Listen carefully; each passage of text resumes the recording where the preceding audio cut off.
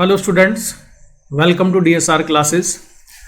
आज मैं डिस्कस करने वाला हूँ potential energy of system of two dipoles. आज का टॉपिक काफ़ी इंपॉर्टेंट है और स्पेशली उन स्टूडेंट्स के लिए बहुत ही इंपॉर्टेंट है जो कॉम्पिटिटिव एग्जाम्स की प्रिपरेशन कर रहे हैं, जैसे जेई एडवांस, जेई मेन या नीट की प्रिपरेशन करने वाले स्टूडेंट्स के लिए ये जो होगा ये बहुत ही इंपॉर्टेंट है। इसमें मैं क्या करूंगा कि पहले मैं एक क्वेश्चन लूंगा, उस क्वेश्चन में दो डाइपोल के सिस्टम की पोटेंशियल एनर्जी निकालनी है, इंटरैक्शन पोटेंशियल एनर्जी निकालनी है। उसको मैं पहले सॉल्व करूंगा जो ट्रेडिशनल मेथड है उससे।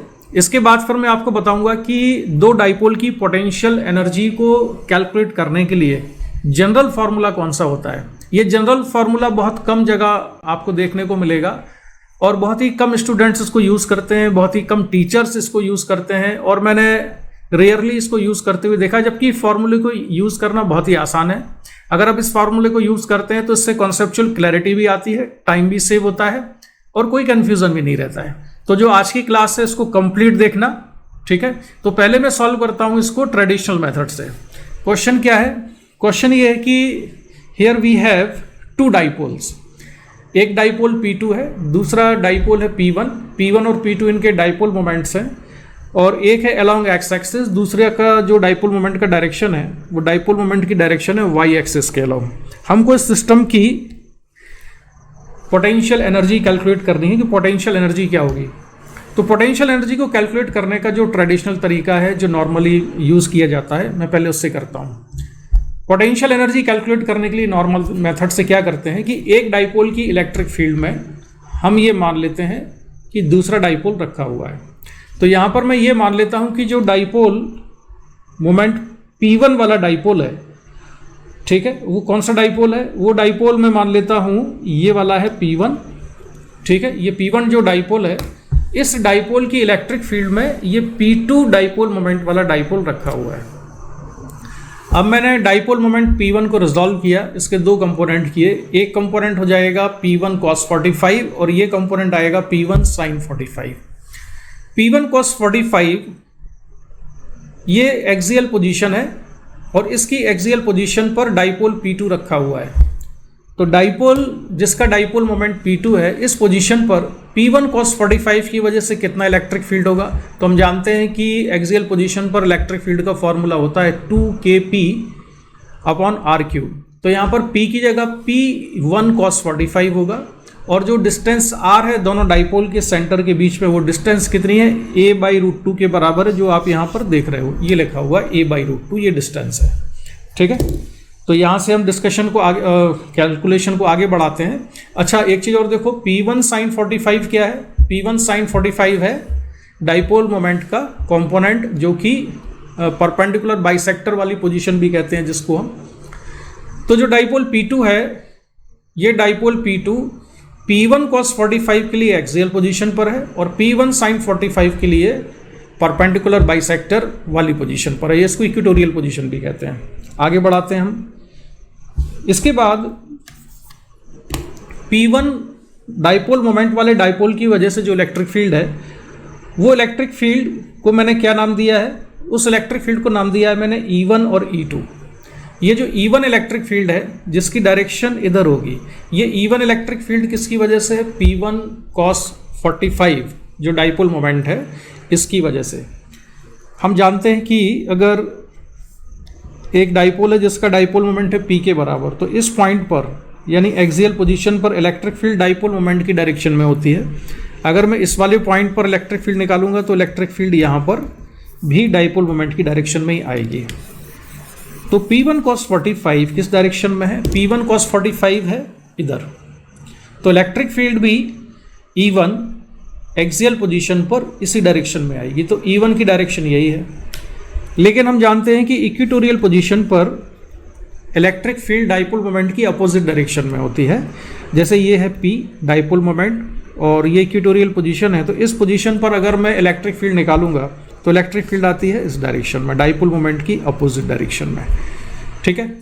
तो इसलिए जो डाइपोल मोमेंट P1 sin 45 है, इस P1 sin 45 की डायरेक्शन है यहाँ पर, तो इसकी वजह से इलेक्ट्रिक फील्ड आएगी अपोजिट डायरेक्शन में, जिसको कि मैं नाम दे रहा हूँ E2 के बराबर, ठीक है। तो ये इलेक्ट्रिक फील्ड है E2, ये किसने प्रोड्यूस किया? P1 sin 45 ने। और इलेक्ट्रिक फील्ड E1 किसने प्रोड्यूस किया है? P1 cos 45 ने, एक एक्सियल पोजीशन पर, एक इक्वेटोरियल पोजीशन पर। अब हम इलेक्ट्रिक फील्ड का फॉर्मूला लिखते हैं। जैसे एक डाइपोल है P और एक्सियल पोजीशन पर R डिस्टेंस पर अगर इलेक्ट्रिक फील्ड निकालना है तो इक्वल टू कितना हो जाता है? 2kp upon R cube. तो यहाँ पर P1 cos 45 की वजह से हो जाएगा 2k P1 cos 45 upon R cube. R क्या होता है? दोनों डाइपोल के सेंटर के बीच का डिस्टेंस अगर मैं देखूं, या मैं ये देखूं कि जिस पॉइंट पर मैं इलेक्ट्रिक फील्ड निकाल रहा हूं वो डाइपोल P1 से कितना डिस्टेंस पर है। तो ये है P1, ये डिस्टेंस कितनी होगी? a√2 के बराबर। तो उसको लिखा मैंने a√2 का और ये इसका क्यूब, ठीक है। दोबारा लिख देते हैं इसको। तो डाइपोल मोमेंट P1 cos 45 की वजह से जो इलेक्ट्रिक फील्ड आती है वो इलेक्ट्रिक फील्ड है E1 equals to 2k P1 cos 45 upon a√2, और इसको सिंप्लीफाई कर देंगे तो यह आ जाता है k P1 upon 2a cube. और ये किस डायरेक्शन में है? ये रेडियल डायरेक्शन में है। रेडियल डायरेक्शन का मतलब होता है जनरली जो फॉर्मूला होता है 2kp अपॉन r क्यूब, उसमें जो r है उसको हम r जिस डायरेक्शन में है, जिस डायरेक्शन में हमने डिस्टेंस को मेजर किया है वो रेडियल डायरेक्शन है, यानी रेडियल डायरेक्शन है ये वाली, ठीक है, ये रेडियल डायरेक्शन है। तो ये इलेक्ट्रिक फील्ड रेडियल डायरेक्शन में है। अब P1 sin 45 की वजह से इलेक्ट्रिक फील्ड कितना होगा? P1 sin 45 की वजह से इलेक्ट्रिक फील्ड है ये, और इसकी डायरेक्शन है डाइपोल मोमेंट P1 sin 45 की अपोजिट डायरेक्शन में। तो ये E2 आ गया, ठीक है। अब पोटेंशियल एनर्जी का फॉर्मूला, जो सिंपल फॉर्मूला आप यूज करते आए हैं या मैक्सिमम जगह पर जो यूज होता है वो होता है U is equal to minus P dot E के बराबर। तो हम यहाँ पर ये मान के चल रहे हैं कि डाइपोल P1 की इलेक्ट्रिक फील्ड में P2 रखा हुआ है, तो उसकी पोटेंशियल एनर्जी को हम लिखेंगे -P2 डॉट ई के बराबर, -P2 डॉट या -P2 डॉट ई। और ये इलेक्ट्रिक फील्ड कौन प्रोड्यूस करेगा? ये इलेक्ट्रिक फील्ड प्रोड्यूस कर रहा है डाइपोल, जिसका डाइपोल मोमेंट है P1। तो ये फॉर्मूला हम यूज करने वाले हैं, ठीक है। तो इसको यूज करते हैं तो देखते हैं कितना आता है। तो U equal to -P dot E. लेकिन यहाँ पर जो इलेक्ट्रिक फील्ड है उस इलेक्ट्रिक फील्ड के दो कंपोनेंट्स हैं, एक इलेक्ट्रिक फील्ड है E2 और इलेक्ट्रिक फील्ड है एक E1। तो डॉट प्रोडक्ट करेंगे हम E1 और E2 का। E1 और E2 का हमने वेक्टर सम लिया, इसको हम अंदर डॉट प्रोडक्ट को अंदर ले जाते हैं तो ये हो जाएगा, मैं थोड़ा अपने को अलग कर लेता हूँ साफ दिखे आपको। तो ये हो जाएगा -P2 dot E1 -P2 dot E2, ठीक है। E1 और E2 की वैल्यू हम ऑलरेडी कैलकुलेट कर चुके हैं, तो अब हम E1 और E2 भी सब्स्टिट्यूट करेंगे, कि इनकी वैल्यूज़ भी सब्स्टिट्यूट कर देंगे, ठीक है। तो बढ़ते हैं हम अब इसके आगे, यहाँ पर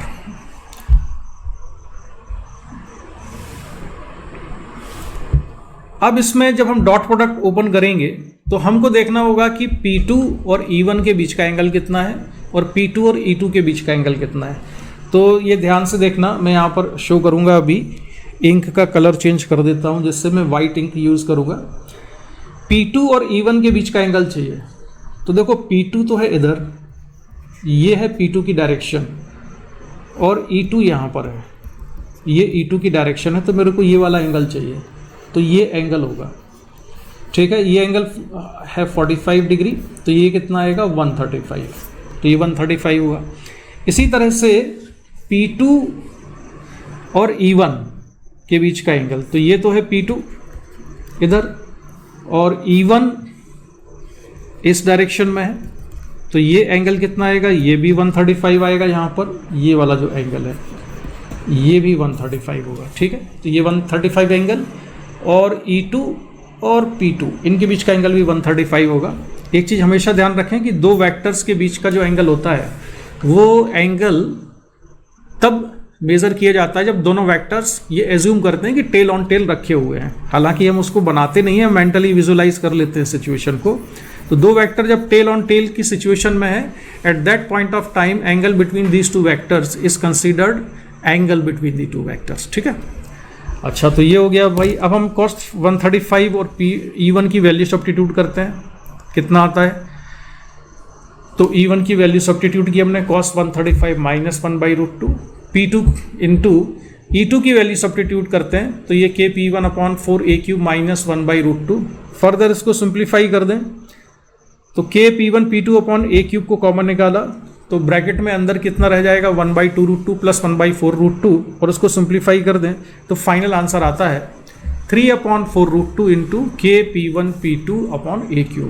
this is the answer and this is the potential energy of this two dipole system. ठीक है, ये हो गया। अब इसके कैलकुलेशन में हमको लगा है टाइम थोड़ा, लेकिन अगर हम कॉम्पिटिटिव एग्जाम में टाइम को सेव करना चाहते हैं तो हमें यूज़ करना चाहिए जनरल फार्मूला, जो कि मैं आपको बताने वाला हूँ। ठीक है, तो देखिए जनरल फार्मूला क्या होता है। General formula potential energy of two dipole system का होता है U equal to K upon R³। R वही है दो डाइपोल के सेंटर के बीच का डिस्टेंस, P1 और P2 उनके डाइपोल मोमेंट्स हैं और ये डॉट प्रोडक्ट है P1 dot P2 minus 3 P1 dot R cap क्या है, जो रेडियस वेक्टर है उसकी डायरेक्शन में यूनिट वेक्टर है, यानी दोनों डाइपोल के सेंटर के बीच का जो डिस्टेंस है उसकी जो डायरेक्शन आएगी उस डायरेक्शन में यूनिट वेक्टर है R कैप। तो minus 3 P1 dot R cap and P2 dot R cap. ये फार्मूला देखने में भले आपको हो सकता है पहली बार देख रहे हैं उसको तो थोड़ा सा देख के डर लगे, ये अजीब सा लगे, लेकिन ये फार्मूला डिफिकल्ट नहीं है। अभी मैं आपको बताऊंगा इसको कि कैसे यूज़ करना है। अब जो ये वाला क्वेश्चन था, इस वाले क्वेश्चन को मैं इस फार्मूले से सॉल्व करता हूँ।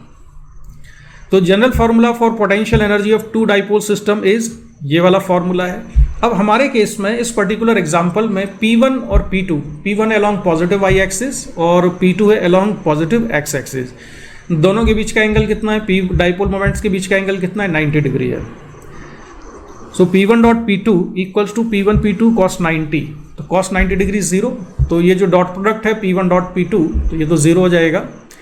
इसके बाद मैं इसको निकालता हूँ P1 डॉट R कैप कितना होगा। तो इसमें R की डायरेक्शन में क्या ले रहा हूँ, देखो ये डाइपोल मोमेंट है P1 और दूसरा डाइपोल मोमेंट है P2।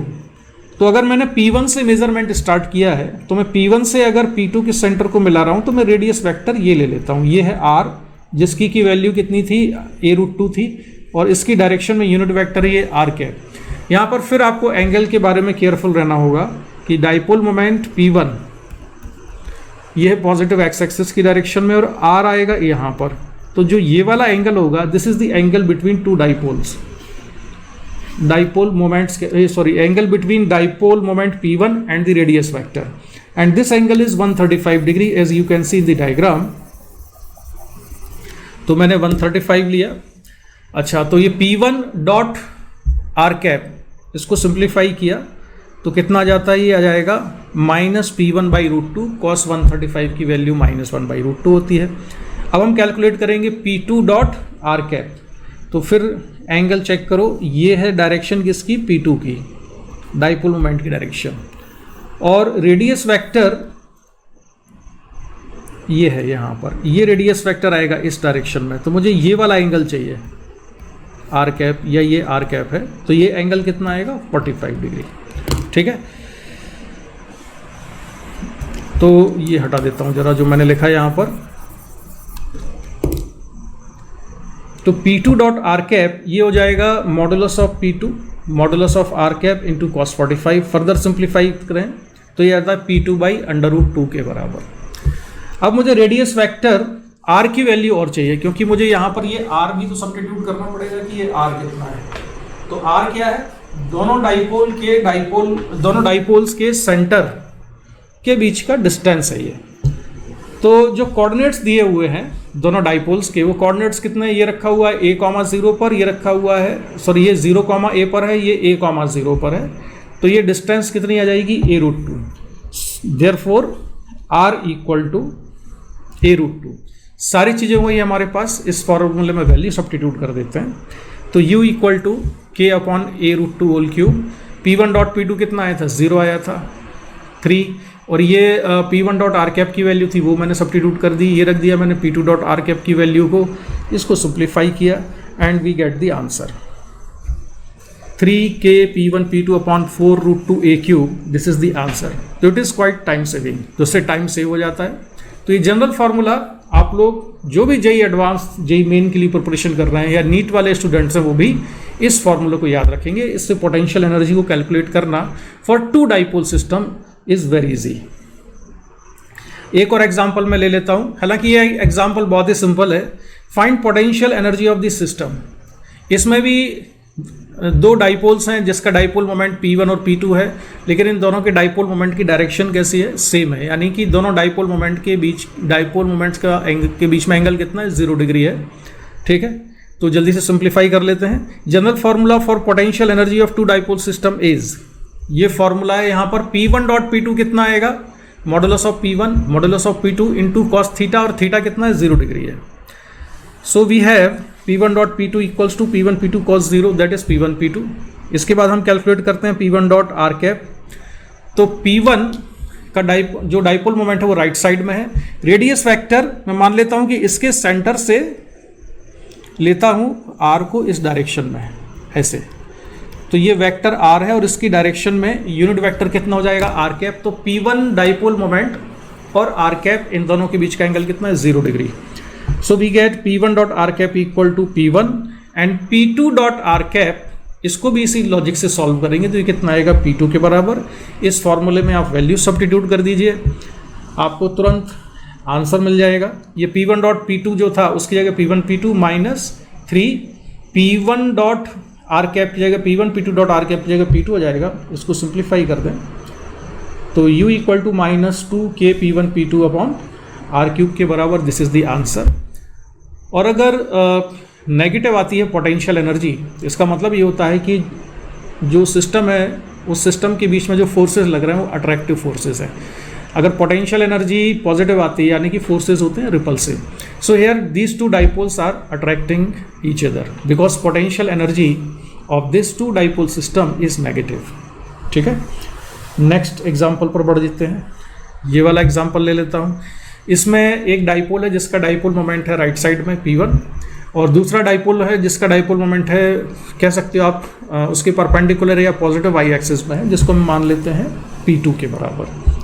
दोनों के सेंटर के बीच का डिस्टेंस है r। मुझे इस सिस्टम की पोटेंशियल एनर्जी कैलकुलेट करनी है तो मैं जनरल फार्मूला को यूज़ करूंगा। ये जनरल फार्मूला है। यहाँ पर P1 डॉट P2 कितना जाएगा, 0 के बराबर, बिकॉज P1 और P2 दोनों डाइपोल मोमेंट्स परपेंडिकुलर है। तो फटाफट हम इसको सॉल्व करते हैं और मैं यहाँ से इनकी वैल्यूज़ को लिखना शुरू करता हूँ। P1 dot P2 equals to P1 P2 cos 90 degree, तो ये तो हो जाएगा 0। और जो नेक्स्ट स्टेप होगी हमारी, नेक्स्ट स्टेप में हमको कैलकुलेट करना है P1 डॉट आर कैप। तो P1 की डायरेक्शन है यहाँ पर, और आर कैप यानी कि रेडियस वेक्टर के अलॉन्ग यूनिट वेक्टर ये भी कितना है, सेम डायरेक्शन में, तो इसलिए एंगल 0 हो जाएगा। तो P1 डॉट आर कैप कितना जाता है, P1 के बराबर। अब कैलकुलेट करते हैं P2 डॉट आर कैप को। तो modulus of P2 modulus of R cap, तो P2 है इधर और यूनिट वेक्टर आर कैप इस डायरेक्शन में, तो दोनों का डॉट प्रोडक्ट कितना हुआ, 0 हो गया क्योंकि एंगल 90 डिग्री है। और इसमें हम फॉर्मूले में वैल्यू सब्स्टिट्यूट कर देते हैं। तो जो फॉर्मूला था इसमें P1 डॉट P2 तो हो गया 0, और P1 डॉट आर कैप की वैल्यू P1 है, P2 डॉट आर कैप की वैल्यू कितनी है, ये 0। तो ये ब्रैकेट के अंदर जो दोनों टर्म्स हैं ये दोनों ही टर्म्स 0 हो जाती हैं। अल्टीमेटली सिस्टम की पोटेंशियल एनर्जी कितनी आ जाएगी। So potential energy of this system finally we get equals to 0। तो potential energy of the system is 0। ठीक है, तो आपने देखा कि potential energy for two dipole system का जनरल फार्मूला अगर हम यूज़ करते हैं तो कैलकुलेशन करना बहुत आसान होता है, बड़े जल्दी आंसर आते हैं और कोई कंफ्यूजन भी नहीं होता है। ठीक है, तो स्टूडेंट्स मुझे लगता है कि ये आपके लिए काफ़ी यूज़फुल होगा। जो भी स्टूडेंट्स कॉम्पिटिटिव एग्जाम की प्रिपरेशन कर रहे हैं उनके लिए बहुत यूज़फुल है, तो उसको फॉर्मूले को ठीक से नोट करें। लेकिन एक चीज़ याद रखना कि जो भी फॉर्मूले हैं, किसी भी चीज़ के फॉर्मूले हों, तो फॉर्मूले को पेपर पर रख के अगर आप याद करोगे तो ऐसे याद नहीं होते हैं। फॉर्मूले तभी याद होते हैं जब आप उनको अप्लाई करते हैं न्यूमेरिकल प्रॉब्लम सॉल्व करने में।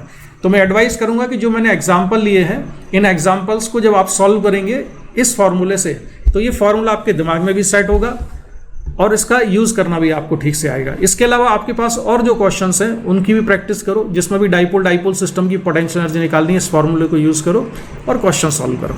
ठीक है, तो आज का डिस्कशन हम यहीं पर कंप्लीट करते हैं। नेक्स्ट वीडियो मिलूंगा मैं फिर आपके पास डाइपोल डाइपोल इंटरेक्शन के लिए।